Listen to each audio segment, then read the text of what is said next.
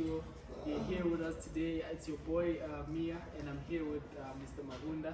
So today we just want to unpack what happened on the weekend, talk about, opening week of the Premier League, United disappointing us, nothing new.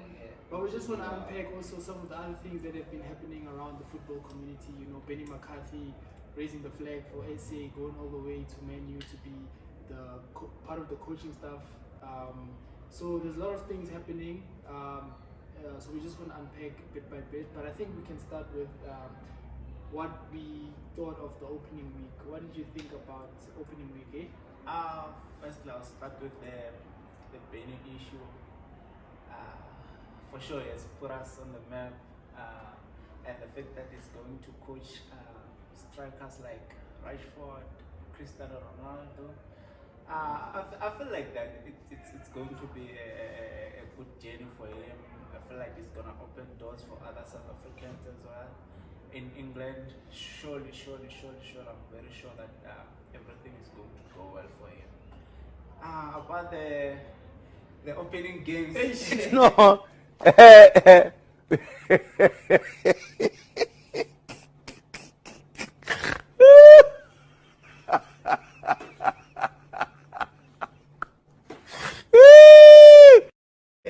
Hey, for me, it didn't go well.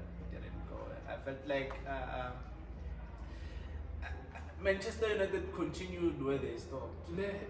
Now I want to know, what are they doing in training, guys? Like, when they are training, what are they doing? Like, they've been gone for 2 months, right? They have a new coach. True. They've got some new players. They signed about a couple, Martinez and Eriksen. But I'm seeing the same mistakes, the same. I don't see any change. What have they been doing?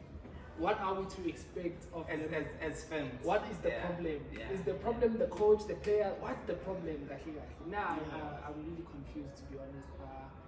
I'm disappointed more than anything. I was really expecting to see at least a glimpse of hope.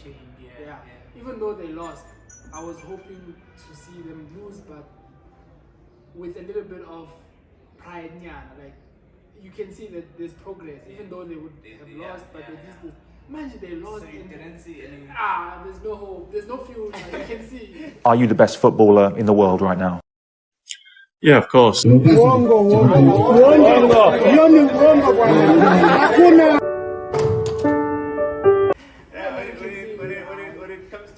comes to me, I felt like first half, it was painful for me just because I knew what was going to happen. Using midfielders like Fred, McTominay, I felt like for me, I knew what was going to happen because it's the very same thing that was happening on the previous season. But at some point, second half, he changed Fred, he changed McTominay. I think he decided to go with Donny and Eriksen, and it worked. I felt like if he started with Donny and Eriksen, whatever. I don't know, maybe you can analyze it better. But I felt like we can't use Fred and McTominay as midfielders for Man U.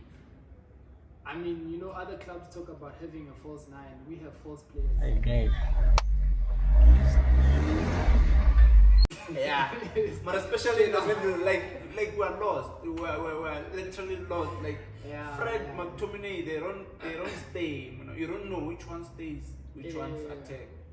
I think in the next game, I think also formation-wise, I feel like we should let go of this 4-2-3-1 formation, and I think we should try a 4-3-3 formation where we play Eriksen, Donny, and Bruno Fernandes as our midfield trio. Right. I believe that Donny can play as a 6 and an 8, and then we can also play Bruno as a 6 and an 8, and our number 10 be Eriksen, because I saw on the weekend that guy can hold down the number 10 and he can attack. So and now, then play the front three. Sorry to interrupt you. Don't you think we need a midfielder, like a standing midfielder, for instance, someone like this guy for Madrid, Casemiro, someone like Fernandinho, an aggressive midfielder, a midfielder that when we are being attacked, he's there to destroy. Yeah, I do think we need. I think we've all been saying for a long time that we need a proper defensive midfielder.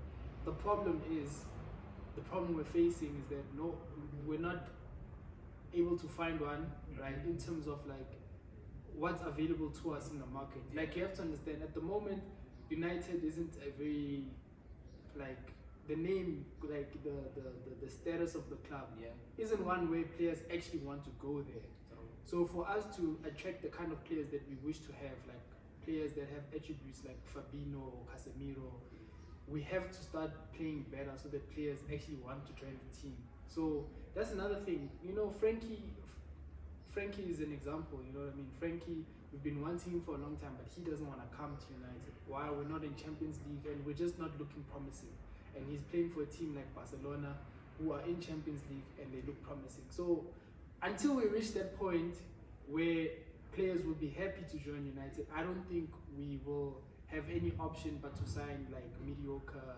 And I think that's not a bad thing also. Like I think we just need to improve our scouting game. If we could improve our scouting game, we could find those, you know, unheard of players that can fit those roles, and we can like make some changes and have momentum going forward. Do you think we stand a chance to change this season or to compete? You know what? It's still early, ne? So early days, we can't really make a lot of predictions and presumptions about who's gonna win and whatnot. A lot can change in a season. What I'm worried though is that I'm worried about the pace of change. You know, I'm worried about how long can it take us to change, right? But given, you know, we don't even have to look too far back. Given just last season, how many teams have progressed and changed. If you look at the turnaround time of Tottenham, and you look at the turnaround time of Arsenal. It took long, eh? Arsenal's turnaround time didn't take that. Within the season, they were able to fight for a top 4 spot, having lost their first game of the season to Brentford. You mean based on Arteta's arrival? Yes. Okay. Oh, no, not based on Arteta's arrival, based on Arteta's new philosophy that he tried to bring about in the club in last season. So what I'm trying to say is that it's still very early, because if you can just look at last season, I don't have to go too far back. If you just look at last season Tottenham started well, then they had a dip, and then they had a turnaround, and their turnaround time was quick. Yeah. And Arsenal started off very badly. They lost their first game 2-0 to Brentford, the newcomers, right? Yes. But they also had a good turnaround time. They were at some point at the bottom of the table, and then they found themselves at the end of the season fighting for top 4. So what I'm trying to say is that all I'm worried about is how well is Erik ten Hag gonna manage his time in this season, you know, like his turnaround time in the season, to at least fight for top 4. I feel like I've got hope in terms of our coach. Ten Hag, for me, is one person we should have like signed a long time ago. I don't know about our scouts and stuff, but I feel like Ten Hag, he knows what he wants. It's just that for now, as you said, that the players that we need to work with are the ones that we have now. We can't go for players like De Jong. We can't go for players whom we know that these players have got enough experience to can take us somewhere. So I think if we give him enough time, give the management that we have now enough time to can change the team, I feel like Man United can come back. Yeah, it is gonna take time, yes, but I feel like Man U can be that Man U we know. Yeah, I think just moving on a little bit from Man U, we were all very disappointed. So all the Man U fans out there, we feel your pain. I'm the victim. I'm just one of the victims as well. Just to console ourselves, we can laugh at Liverpool.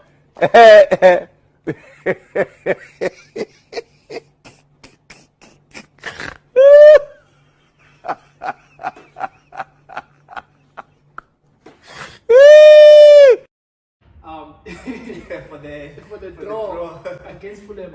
I don't think anybody saw that coming, to be honest. Fulham are the newcomers of this season, you know, coming from the championship. Liverpool is said to be the best team in the world, having bought also some fresh attacking players. Nunez, you know, they have Luis Diaz.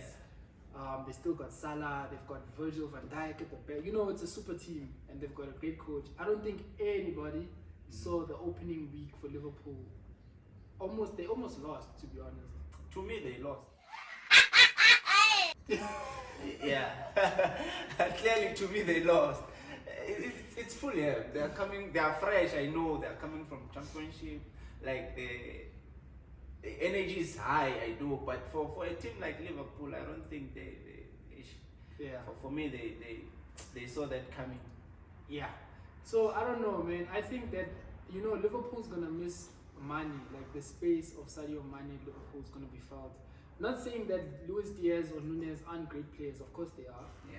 But I'm just saying, like, the kind of work rates and the kind of work that Mane put in is going to be missed, and it's not going to be easily replaceable. Yeah. And I think that, I know we can't really judge off the first game, but given how they played the first game, I felt like that absence of Sadio Mane was felt. Like, I felt like there's going to be a huge shift in just the overall atmosphere of the team with him being gone. Mane is one striker that always kept the defenders busy and always opened spaces for other teammates. Yeah. Physically by keeping the opponent's defender busy. So I feel like I'm with you that they're gonna miss him and not a lot. Because strikers like Nunez, people like Diaz, yes, they are good when it comes to pace, but they are not physically good. Yeah. So based on the Liverpool system, they are gonna struggle there and there. I don't know. Maybe we can shift a bit and look at a striker like Haaland. I know he played well. He had a great match last match, but I want you to tell me: is he going to have that impact, like the impact that everyone is expecting from him? My brother, you're asking obvious questions. Like, to be honest, you saw it for yourself. First game. I think that, you know what, I think Man City is back to business as usual. Nothing's going to change. They're still going to dominate. They're still going to, be the team to beat. And again, and them having Haaland now is actually making things worse. Because KDB can just be like, fucking Haaland's in the box. Yeah. Shoot one in and he's going to be at the end of that cross. You know what I mean? So, like, having seen how he played on Sunday,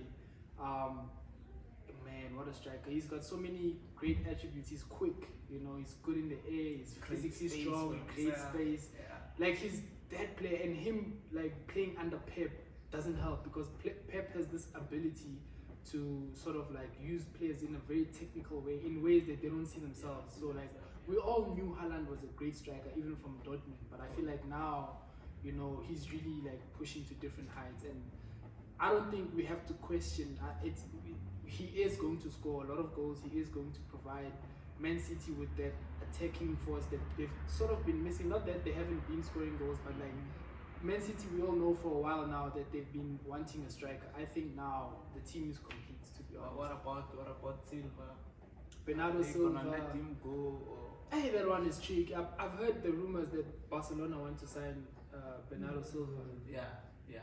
I don't know. To be, if I was Pep, if I was Man City, I would not let go of Bernardo because of what he brings to the team and the kind of player that he is. And I think Barca at the moment are sort of just overcrowding themselves now. They're gonna have too many players, and then I feel like it's gonna break this consistency, like getting game time thing. You know what I mean? Like. So I don't think for him as a player as well, I don't think it would be a wise decision for him to leave Man City this season. Maybe in the near future, but not now.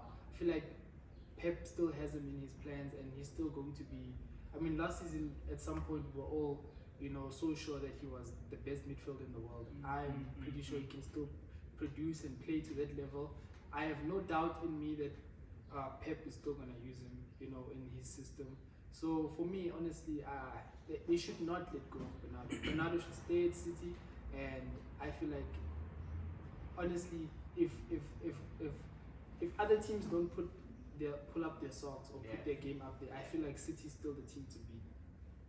And Tottenham, they're coming with hard. fire, right? Coming hard. That last game, I was like, shit. Yeah. Shit, this is the Tottenham that I was expecting this season. Yeah. Obviously, the signings. The coach, the coach, he's been up to the task since from Chelsea, Inter, now it's at Tottenham. I feel like Tottenham deserve to be on the spotlight now. Yeah, definitely. I hope that it ends well for them this time. They've come close so many times with other coaches. Champions League final, Carabao Cup final. Yes. They've come close. I think Conte is that. He has that winning mentality in him, right? So I know Jose Mourinho did too, and everyone thought he would win. Honestly, we can't answer that question because he did reach a final, but then. Yeah, he didn't. So I think Conte this time offers them something more unique to their style of play anyways, and with the kind of players they have, they can really be more effective, right? Yeah. So they didn't have to make too many signings. They did get Kulusevski in the January transfer, but now they didn't have to make too many signings, and it's not like they were pressurized in any form of way to make, really big signings. With the team they have now and how they're playing a 3-4-3.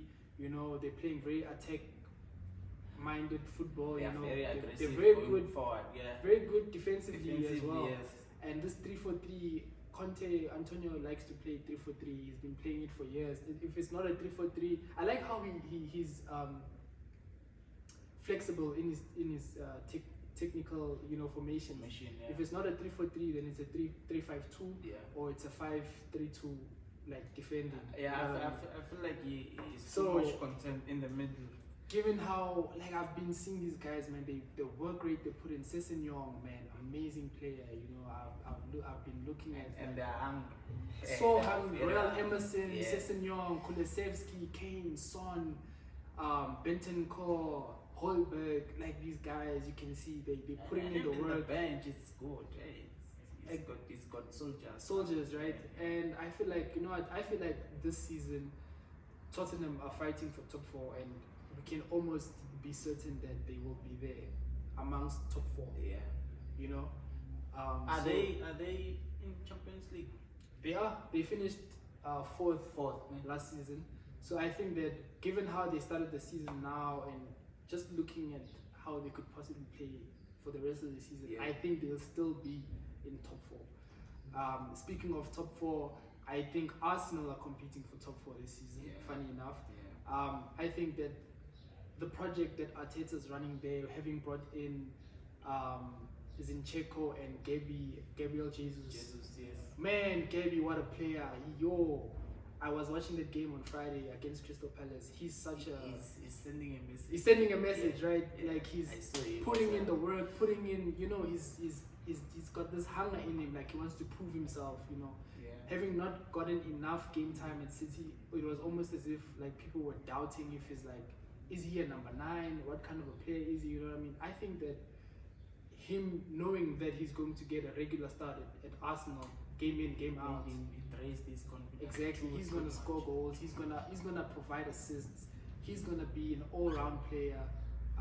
He's going to be, a game changer for Arsenal, without a doubt. I think Arsenal, the team they have now, definitely can compete for top 4. I don't know what your thoughts are though. So For me, in terms of top 4, I feel like Tottenham, Arsenal, they are there to pick a spot.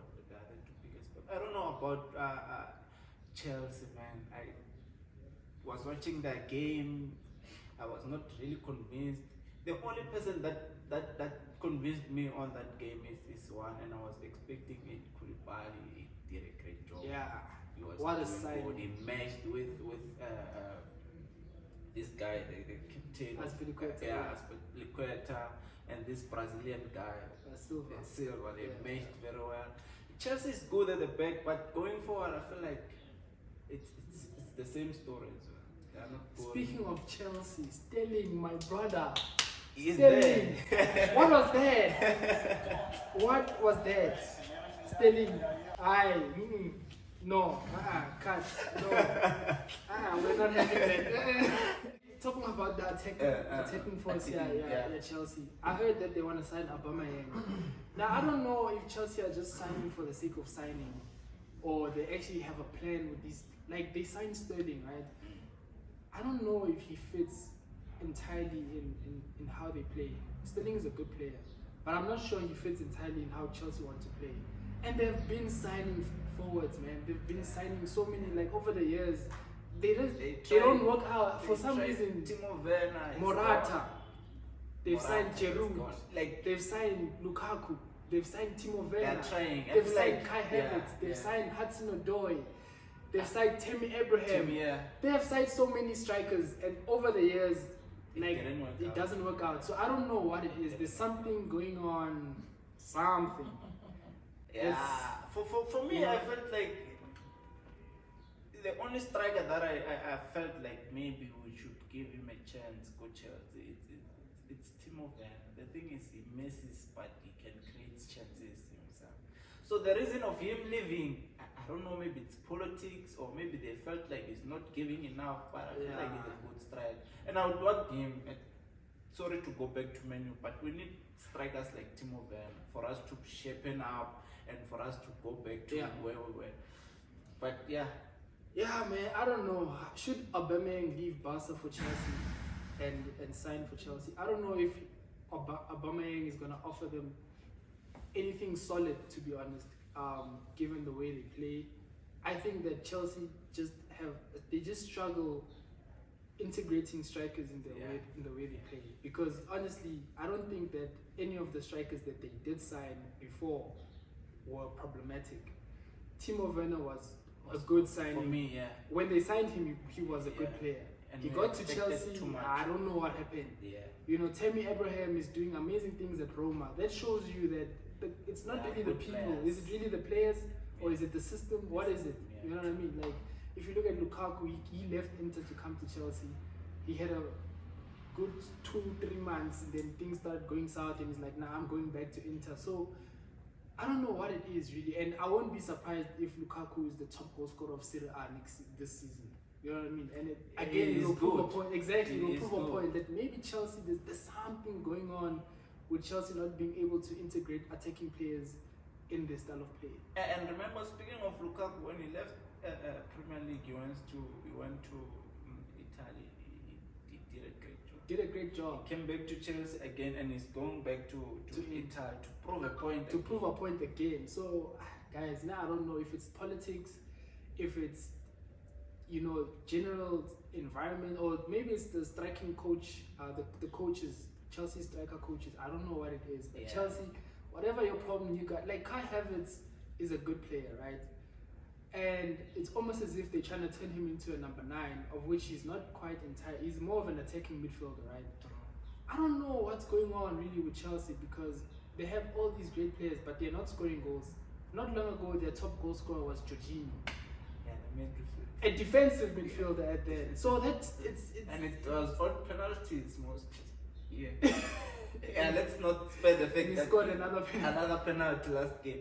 So don't you think when it comes to Chelsea, it's like for me, I feel like when they sign a player and they expect too much from him and it doesn't deliver, I feel like they tend to turn a blind tide on that player. It's either they bend you or they sell you. That's how Chelsea work, according to me. So I feel like when it comes to strikers, Chelsea needs to be patient. For me, I'm still telling you even now, Timo Werner was gonna be a great player for Chelsea, and they were gonna match with Sterling, because Sterling is fast. When he delivers a pass in the middle of the strikers, he expect you to react fast. So when it comes to the strikers that Chelsea has now, I don't think they'll match Sterling's ability, and it will seem as if Sterling is not a good player. You know what, man? Speaking of top 6, top 4, I want to say something crazy now. Yeah. I think for me, top 4 will be City, Liverpool, not in that order.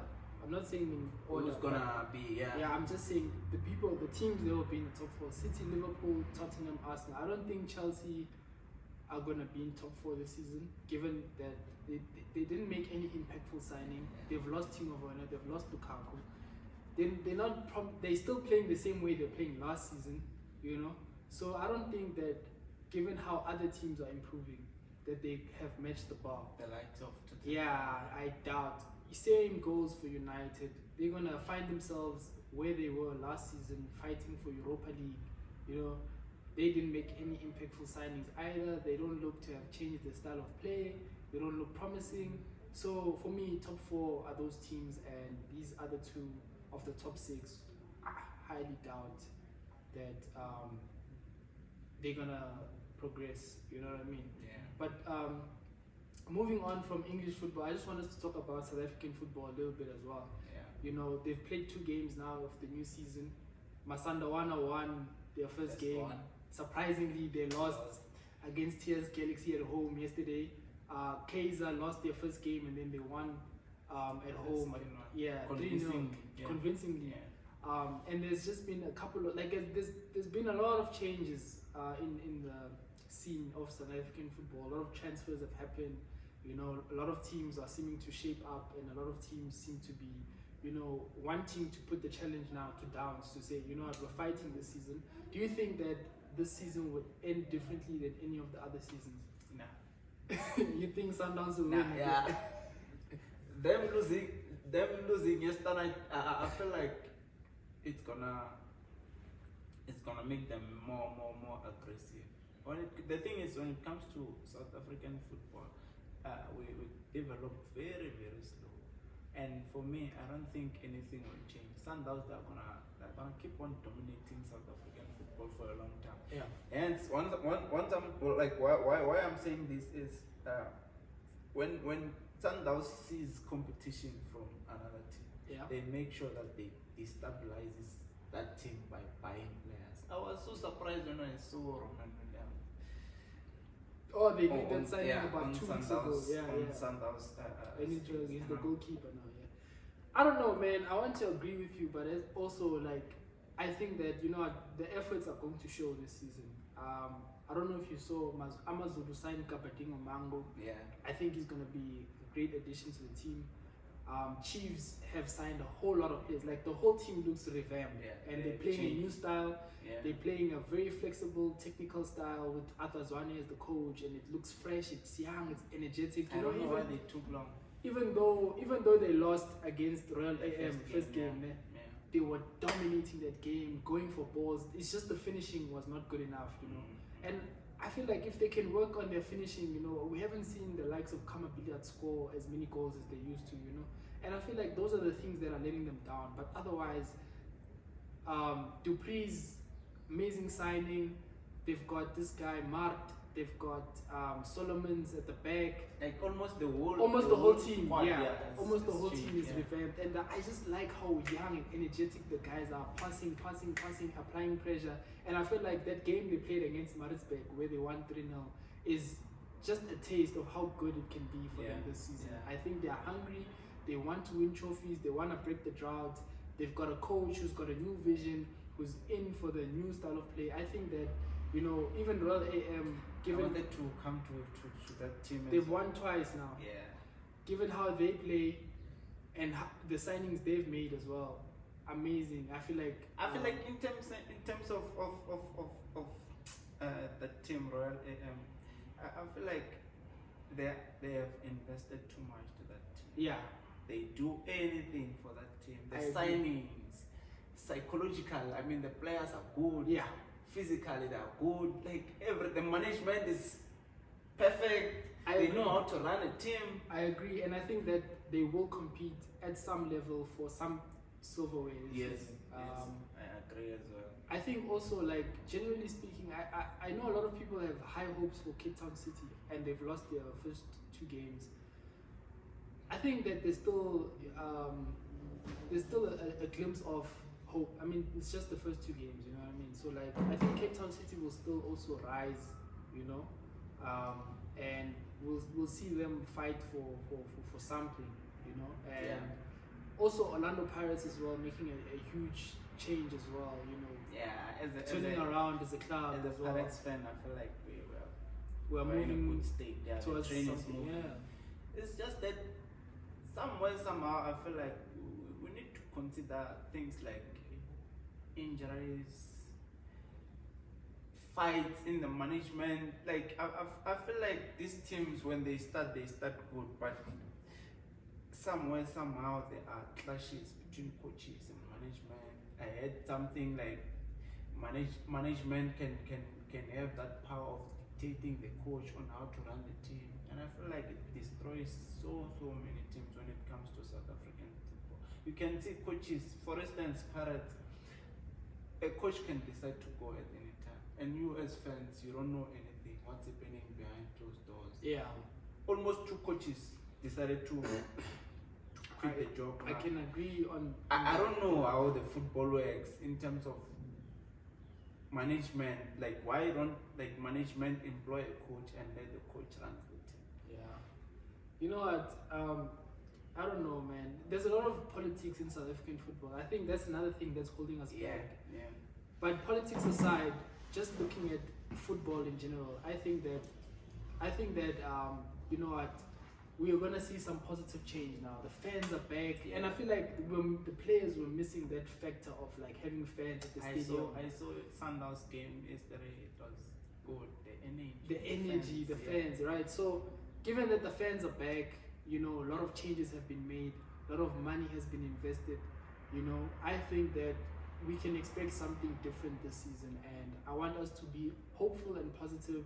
And let's not forget, guys, like, we are South African at the end of the day. As much as we love watching Manchester and Liverpool and all these great teams from Europe, we are South African, and for us to also develop our local football, we have to be supportive of it, and we have to watch the games, support the players and the coaches, and believe, more than anything, we have to believe in our own football so that we can also grow, you understand, and be more competitive and just generally be better and sort of reach that global level. So I encourage everyone to watch PSL, support the teams, go to the stadiums, watch the games live.